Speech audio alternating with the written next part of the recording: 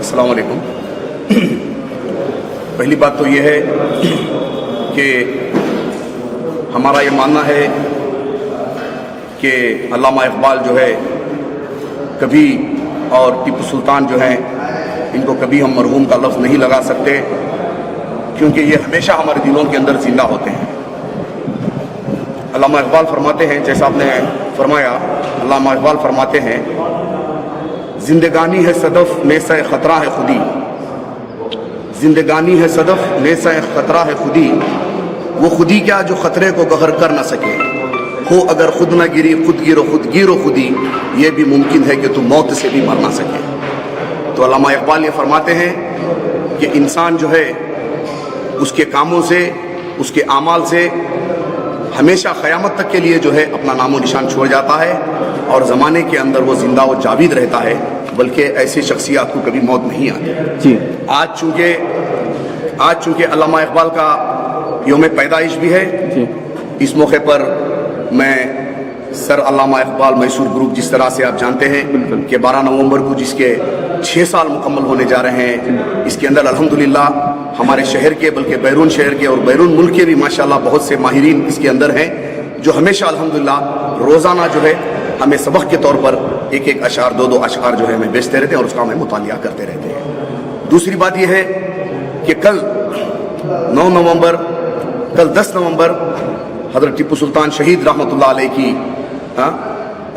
یوم پیدائش کا دن ہے، اور ٹیپو سلطان شہید رحمۃ اللہ علیہ کے بارے میں بھی میں یہوں کہوں گا جو حضرت اقبال فرماتے ہیں ٹیپو سلطان کی وصیت کے بارے میں کہ تو رہ نورد شوق ہے منزل نہ کر قبول،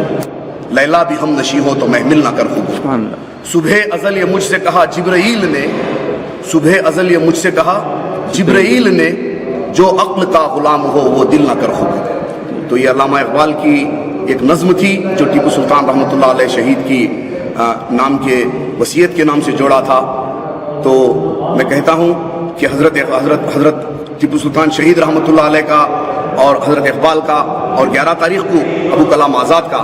اس طرح سے جو یوم پیدائش آتے ہیں، یہ صرف ہمیں یوم پیدائش ہے اس کو سیلیبریشن کرنے کے لیے نہیں، بلکہ یہ ہماری زندگیوں کو، نوجوانوں کی روحوں کو جھنجھوڑتے ہیں اور تازہ کرتے ہیں کہ ان کے اعمال، ان کے کردار ہماری زندگیوں کے اندر پیدا کریں، اور ان جیسے اعمال جو ہے ہماری 24 گھنٹے والی زندگی کے اندر. الحمدللہ علامہ اقبال جو ہے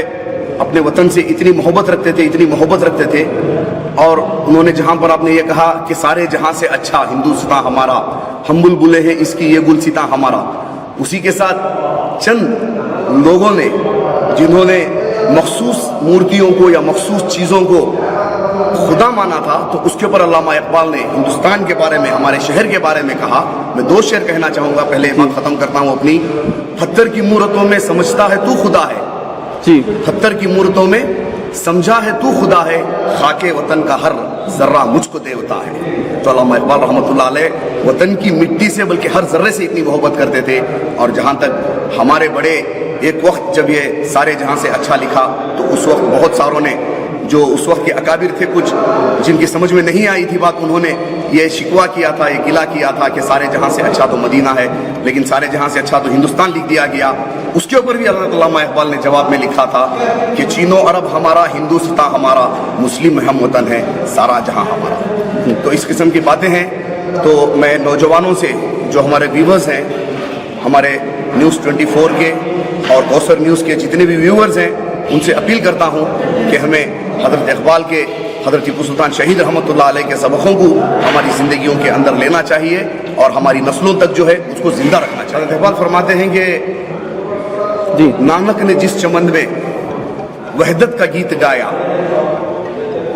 نانک نے جس چمن میں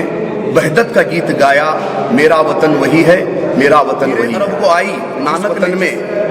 وحدت کا گیت گایا، میرا وطن وہی ہے. نانک نے جس وطن میں وحدت کا گیت گایا، میرا وطن وہی ہے. میر عرب صلی اللہ علیہ وسلم کو ٹھنڈی ہوا آئی جہاں سے، میرا وطن وہی ہے.